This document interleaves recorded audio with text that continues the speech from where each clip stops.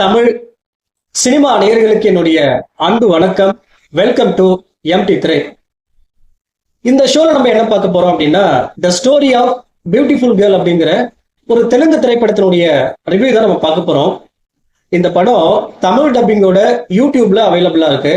இந்த படத்தினுடைய one line story என்ன அப்படின்னா, ஒரு காணாம போன பெண்ணினுடைய வாழ்க்கையில் இருக்கக்கூடிய மிஸ்ட்ரியை சொல்லக்கூடிய ஒரு மிஸ்ட்ரி த்ரில்லர் மூவி. இந்த படத்தினுடைய ஆரம்பத்திலேயே கதாநாயகி சைத்ராவை காட்டுறாங்க. இவ ஒரு வாய்ஸ் ஆர்டிஸ்டா இருக்கா. இவருடைய கனவு என்ன அப்படின்னா, ஒரு டான்சர் ஆகணும் அப்படிங்கறதுதான். சைத்ரா ரவி அப்படிங்கிற ஒருத்தரை லவ் பண்றா. இந்த ரவி பாத்தீங்கன்னா எல்ஐசி ஏஜென்டா இருக்காரு. இந்த ரவியின் மூலமா விக்ரம் அப்படிங்கிற ஒரு பிசினஸ் மேன் சைத்ராவுக்கு அறிமுகமாகறான். விக்ரமுக்கும் சைத்ராவுக்கும் ஒரு விதமான ஒரு பாண்டிங் ரிலேஷன்ஷிப் உருவாகுது.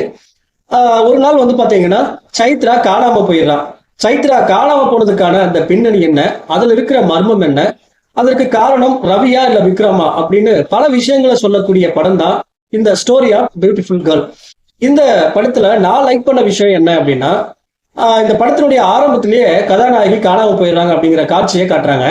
அப்ப அங்கேயே ஒரு கியூரியாசிட்டியை கிரியேட் பண்ணிடுறாங்க. அதற்கு பிறகு ரவி யாரு, அவர் எப்படிப்பட்டவர் அப்படிங்கிற மாதிரி அவருடைய ஸ்டோரியை காட்டுறாங்க. அதே போல அதுக்கப்புறம் விக்ரம் யாரு, அவர் எப்படிப்பட்டவர் அப்படிங்கிற மாதிரி அவருடைய ஸ்டோரியை காட்டுறாங்க. ரவி அல்லது விக்ரம் சைத்ரா காணாம போனதற்கு யாரா வேணாலும் காரணமா இருக்கலாம் அப்படிங்கிற மாதிரி படத்தினுடைய எண்டிங் வரைக்கும் ஒரு கியூரியாசிட்டியை கிரியேட் பண்ணியிருக்காங்க. அது படம் பார்க்குற ஆடியன்ஸுக்கு ஒரு விறுவிறுப்பை உருவாக்குது. அதே போல இந்த படத்துல இருக்கிற அந்த த்ரில்லிங் போர்ஷன்ஸ் எல்லாமே பாத்தீங்கன்னா ஓரளவுக்கு நீட்டா எடுத்திருந்தாங்க. ஓவராலா பாத்தீங்கன்னா இந்த படம் பாத்தீங்கன்னா ஒன் டைம் வாட்சபிள் மூவி அப்படின்னு சொல்லலாம். இந்த படத்துல இருக்கிற டிராபேக் என்ன அப்படின்னா, அதாவது ஒரு த்ரில்லர் மூவி அப்படின்னாலே த்ரில்லிங் எலிமெண்ட்ஸ் தான் ரொம்ப முக்கியம். ஸோ அந்த வகையில இந்த படத்தினுடைய திரைக்கதை ஐடியாவா பாத்தீங்கன்னா ரொம்ப நல்லா இருக்கு.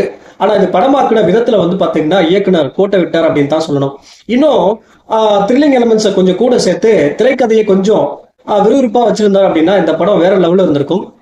ஓவராலா இந்த படத்துக்கு நான் கொடுக்குற ரேட்டிங் 5க்கு 2.9. ஒரு டைம் இந்த படத்தை பார்த்து நீங்க என்ஜாய் பண்ணலாம். அடுத்த விமர்சனத்துல சந்திக்கலாம். நன்றி, வணக்கம்.